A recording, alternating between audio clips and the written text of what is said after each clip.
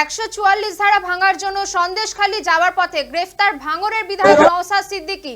Science সিটির কাছ থেকে গ্রেফতার করা হয়েছে ভাঙড়ের বিধায়ককে।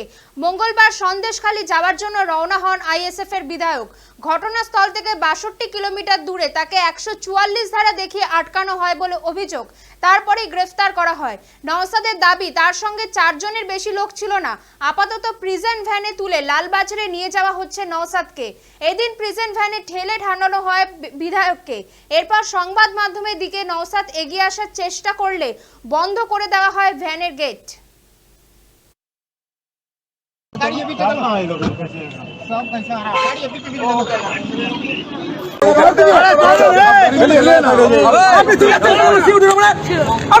আমাদের